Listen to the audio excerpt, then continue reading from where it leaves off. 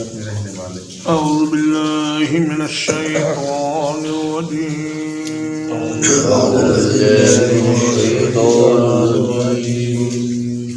ولله الأسماء الحسنى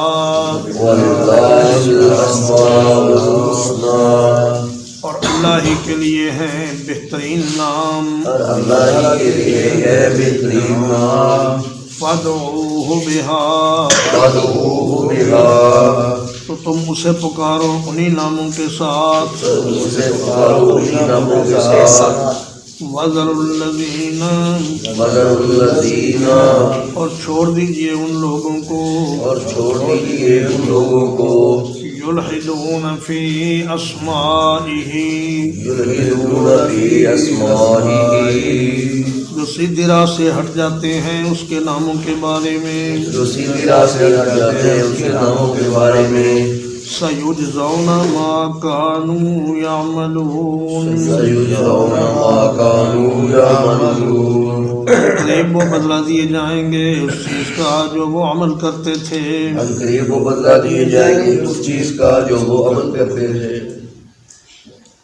الحسنى الاحسن کی مؤنث ہے اور اس کا معنی ہے بہترین. اللہ کے لیے بہترین نام ہے اور انہی ناموں کے ساتھ اس کو پکارنا چاہیے اور ایسے ناموں سے اللہ کو نہیں پکارنا چاہیے جن میں ایک سے زیادہ خداؤں کی طرف اشارہ ہوتا ہے، جیسے یزداں اور بھگوان اور رام وغیرہ. اللہ پاک کے جو نام ہیں اللہ ذاتی نام ہے اور باقی صفاتی نام ہیں. نبی کریم صلی اللہ علیہ وسلم نے فرمایا ان للہ 99 اسما، اللہ پاک کے 99 نام ہیں. من احصاها دخل الجنہ، جس نے ان کو یاد کیا اور ان کی حفاظت کی وہ جنت میں جائے گا. احصاء کا معنی یاد کرنا، حفظ کرنا، شمار کرنا اور حفاظت کرنا، یہ سب معنی اس میں آتے ہیں. تو یعنی اللہ کے ناموں کو گن گن کر اللہ کو ان ناموں سے پکارنا چاہیے. اور اللہ پاک کے جو صفاتی نام ہیں وہ بے شمار ہیں. 99 کا معنی یہ نہیں کہ صرف اللہ کے 99 ہی نام ہیں، بلکہ بعض اہل علم نے قرآن و حدیث سے اللہ کے 1000 نام ذکر کیے ہیں. اور نبی کریم صلی اللہ علیہ وسلم نے فرمایا کہ قیامت کے دن اللہ تعالیٰ مجھے اپنی ایسی حمد و ثنا سکھائے گا کہ جو میں اسی دن سجدے میں پڑھ کر اللہ کے سامنے پیش کروں گا اور کسی کو وہ نام معلوم نہیں ہے. اور حدیث پاک میں بھی آتا ہے اللہم انی عبدک ابن عبدک ابن امتک، یا اللہ میں تیرا بندہ ہوں، تیرا غلام ہوں، تیرے غلام کا بیٹا ہوں اور تیری لونڈی کا بیٹا ہوں. ناصیتی بیدک، میری پیشانی تیرے ہاتھ میں ہے. ماضٍ فی حکمک، میرے بارے میں تیرا حکم نافذ ہونے والا ہے. عدل فی قضاءک، یا اللہ تیرا فیصلہ میرے بارے میں سراسر عدل و انصاف پر مبنی ہے. اسألک بکل اسم هو لک، یا اللہ میں ہر ایک ایسے نام سے تجھے پکارتا ہوں جو نام تیرا ہے. سمیت بہ نفسک، جس کے ساتھ آپ نے اپنی ذات کو موسوم کیا ہے. او علمتہ احدا من خلقک، یا آپ نے وہ نام مخلوق میں سے کسی کو سکھائے ہیں. او انزلتہ فی کتابک، یا آپ نے اپنی کتاب میں ان ناموں کا ذکر فرمایا ہے. اب استأثرت بہ فی علم الغیب عندک، یا آپ نے ان ناموں کو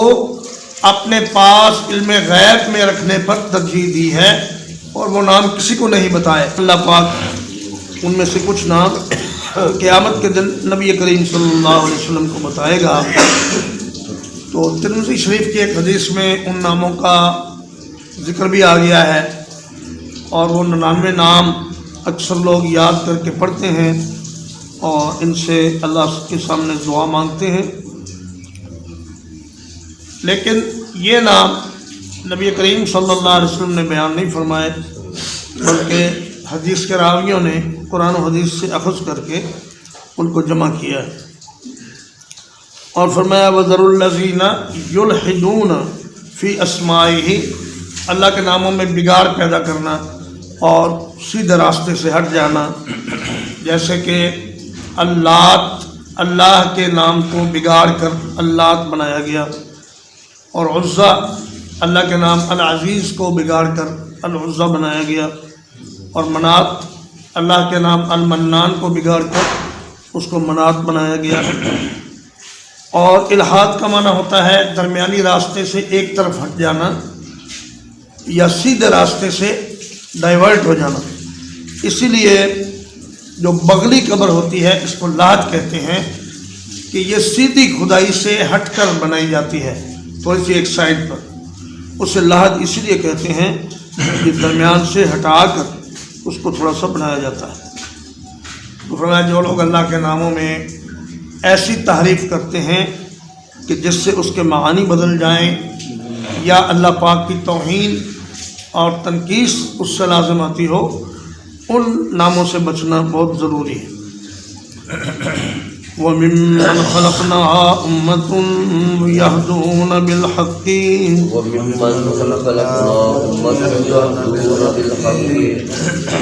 اور جنہیں ہم نے پیدا کیا ان میں سے ایک گروہ ہے جو حق کی راہ دکھاتے ہیں، اور جنہیں ہم نے پیدا کیا ان میں سے ایک گروہ ہے جو حق کا راہ دکھاتے ہیں، وَبِهِ يَعْدِلُونَ وَبِهِ يَعْدِلُونَ اور اسی کے ساتھ عدل و انصاف کرتے ہیں۔ اور اس کے ساتھ عدل و انصاف کرتے ہیں۔ فرمایا کہ پہلے یہ وصف موسیٰ علیہ السلام کی قوم میں تھا کہ وَمِن قَوْمِ مُوسَىٰ أُمَّةٌ يَهْدُونَ بِالْحَقِّ وَبِهِ يَعْدِلُونَ، اور اب یہ وصف محمد الرسول اللہ صلی اللہ علیہ وسلم کی امت میں اللہ پاک نے رکھ دیا ہے کہ وہ عدل و انصاف کی راہ دکھاتے ہیں لوگوں کو اور اسی پر قائم رہتے ہیں اور اسی کے ساتھ اپنے فیصلے کرتے ہیں۔ تو فرمایا کہ اب اللہ نے یہ وصف امت محمد الرسول اللہ صلی اللہ علیہ وسلم کو عطا کر دیا ہے کہ یہ حق کی تلقین کرتے ہیں اور لوگوں کو سیدھی راہ دکھاتے ہیں اور اسی کے مطابق اپنے فیصلے کرتے ہیں۔ نبی کریم صلی اللہ علیہ وسلم نے فرمایا لا تزال طائفۃ من امتی قائمۃ بامر اللہ لا یضرهم من خالفهم ولا من خذلهم، میری امت میں سے ایک جماعت ہمیشہ حق پر قائم رہے گی اور کوئی انہیں نقصان نہیں پہنچا سکے گا، انہیں چھوڑنے والا یا ان کی مخالفت کرنے والا۔ اس سے معلوم ہوا کہ کبھی بھی قیامت تک امت میں گمراہی اس طرح پریویل نہیں کرے گی کہ حق بتانے والا کوئی نہ رہے، حق بتانے والے ہمیشہ موجود رہیں گے، صرف ان کو تلاش کرنے کی اور ان کی بات سننے کی ضرورت ہے۔ والذین کذبوا بآیاتنا، اور وہ لوگ جنہوں نے جھٹلایا ہماری آیتوں کو، سنستدرجہم من حیث لا یعلمون، ہم انہیں آہستہ آہستہ پکڑیں گے اس طرح کہ انہیں پتہ بھی نہیں چلے گا۔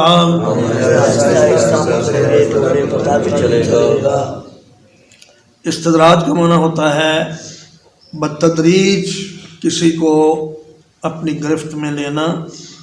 تو اس کا طریقہ اللہ پاک نے یہ مقرر کیا ہے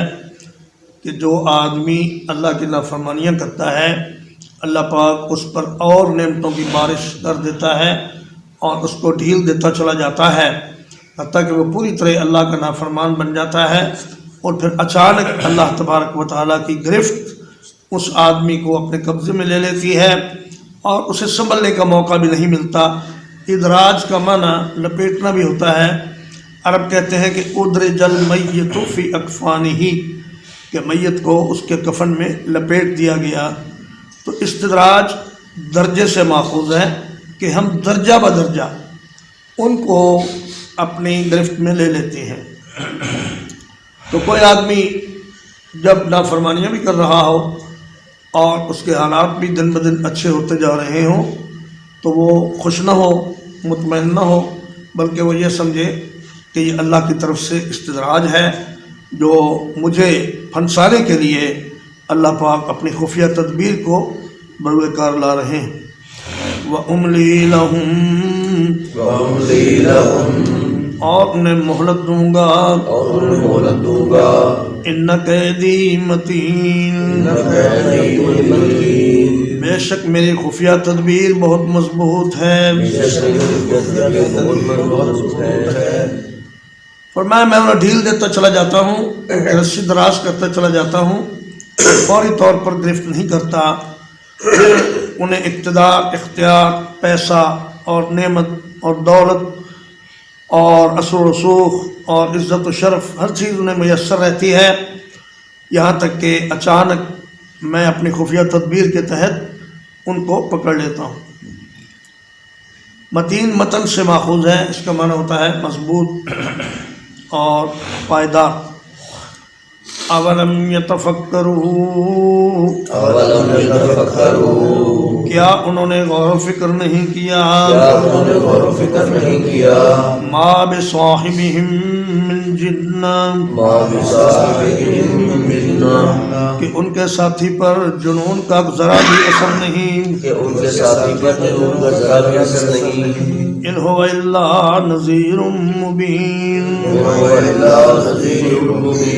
وہ تو نہیں ہے مگر کھلا ڈرانے والا۔ فرمایا قل انما اعظکم بواحدۃ ان تقوموا للہ مثنی وفرادا کہ اللہ کے لیے کبھی اکیلے اکیلے ہو کر سوچو اور غور کرو کہ ما بصاحبکم من جنہ کہ تمہارے ساتھی کو جنون کا کوئی اثر نہیں، دیوانگی کا اس پر کوئی اثر نہیں، بین ان هو الا نذیر لکم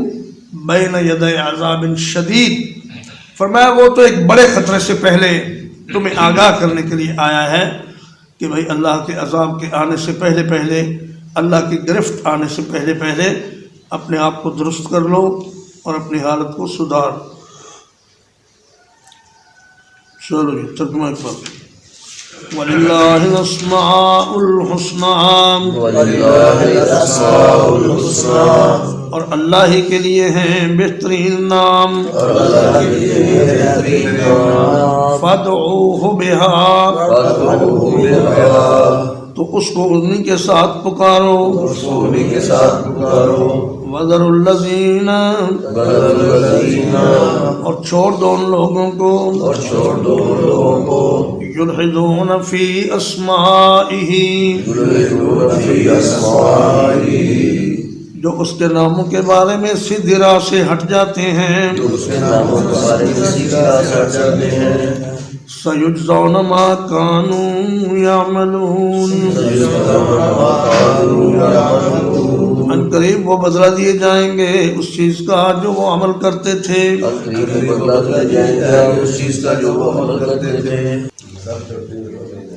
وَمِمَّنْ خَلَقْنَا أُمَّةٌ اور ہماری مخلوق میں سے ایک گروہ ہے، یہدون بالحق جو حق کے ساتھ رہنمائی کرتے ہیں، وَبِهِ يَعْدِلُونَ اور حق کے ساتھ ہی عدل و انصاف کرتے ہیں، وَالَّذِينَ كَذَّبُوا بِآيَاتِنَا اور وہ لوگ جنہوں نے جھٹلایا ہماری آیتوں کو، سَنَسْتَدْرِجُهُمْ ان قریب انہیں ہم آہستہ آہستہ پکڑیں گے، من حیث لا یعلمون اس طریقے سے کہ انہیں پتہ بھی نہیں چلے گا، وَأُمْلِي لَهُمْ اور انہیں میں مہلت دوں گا، اِنَّ کَیدِی مَتِین یقیناً میری خفیہ تدبیر بہت مضبوط ہے۔ اولم یتفکروا کیا انہوں نے غور و فکر نہیں کیا ما بصاحبہم من جنہ کہ ان کے ساتھی پر جنون کا کچھ بھی اثر نہیں ان هو الا نذیر مبین وہ تو نہیں ہے سوائے اس کے کہ وہ ڈرانے والا ہے ظاہر وصلی اللہ علی نبینا محمد و آلہ وصحبہ اجمعین.